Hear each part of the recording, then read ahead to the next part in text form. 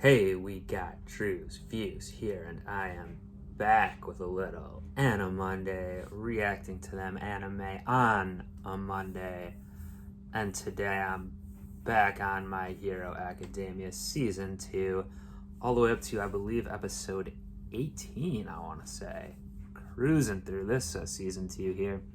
This one's going to be called The Aftermath of Hero Killer Stain. So another very literal title here.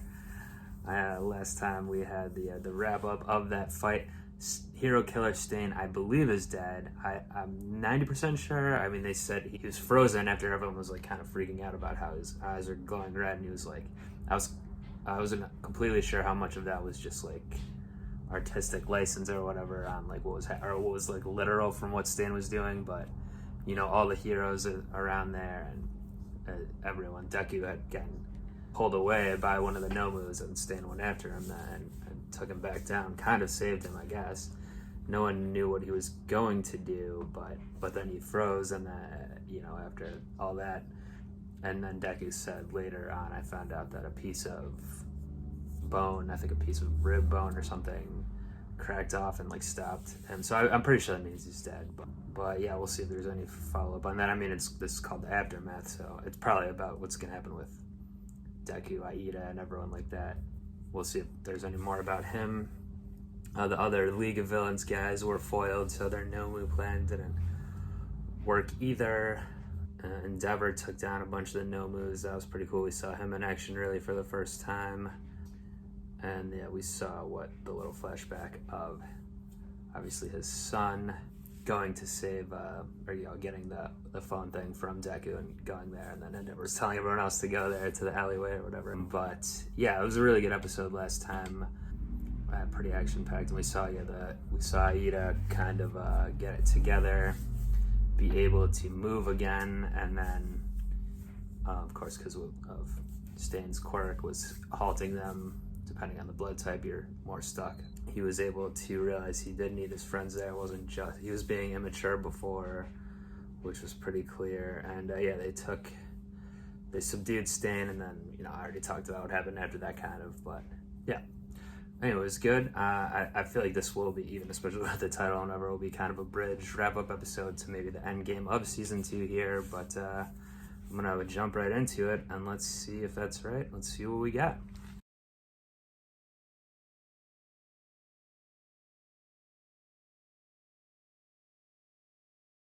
Okay, so the end of, I mean, especially the last 8 minutes or so of that episode were very interesting.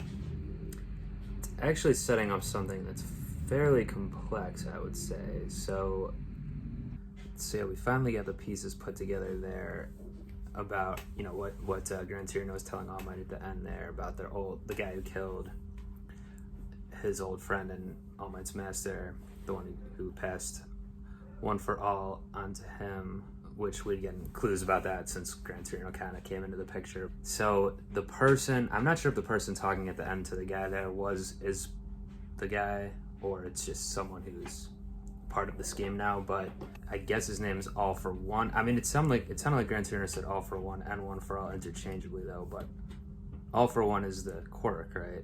So One for All is the guy, I think. That would make sense. And then it would make sense then that whoever, you know, if he can create a quirk, like he can give quirks to these people that are turning into the Nomus. Unfortunately, I have some background noise here. Hope it's not picking up too much, but if his quirk is, or if he can make quirks essentially, and he was doing that to create these Nomus, yeah, it would make sense that that's how the All for One, or One for All, whatever it is, quirk that's getting passed along was made in the first place and given to people that didn't have quirks. So yeah, that's all coming together interestingly. So then I had wondered, you know, a couple episodes ago why whoever is in charge here of like the League of Villains now, which we know isn't their real name, but it's just like, I guess it is like attracting people now. That's like a term that's people know about. We see all these villains coming in to join them.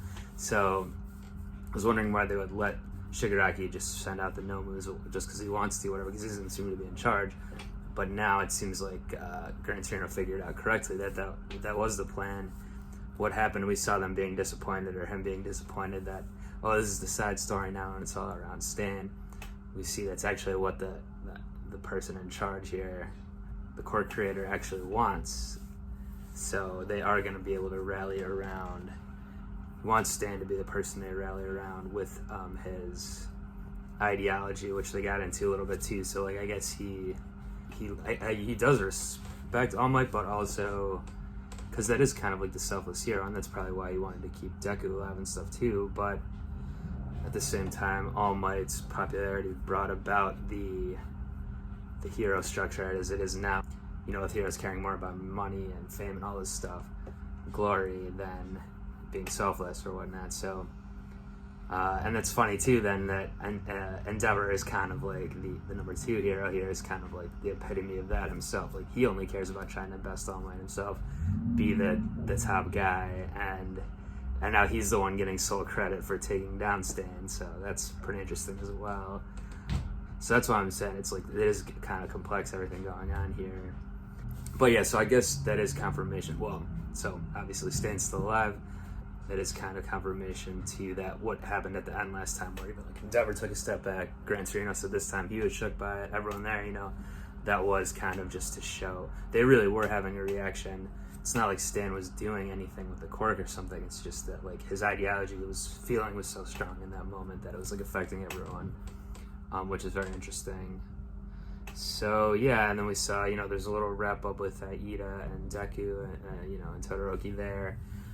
We met the dog, chief of police too, which is a pretty good scene. You know, he's like, "Why don't you start with that? What you're gonna do?"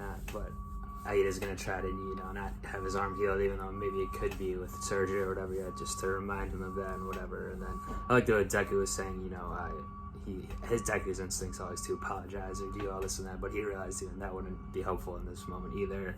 It's better to show solidarity by saying, I'm gonna do this too, or, you know, my hand too, and all this, and then the hand crusher, Todoroki, and all that stuff. So that was good. They're clearly all bonding. And yeah, I could talk a little bit more, but there's like a crazy amount of noise outside right now. Very unfortunately, that's probably definitely picking up on the recording here at this point. So anyway, it was a good episode. Pretty interesting tying some things together at the end there, especially. I'm looking forward to the next one. Please do subscribe if you're not already. Join me back next Anime Monday for My Hero Season 2 episode 19. And until then, I'll be up out of here. Peace.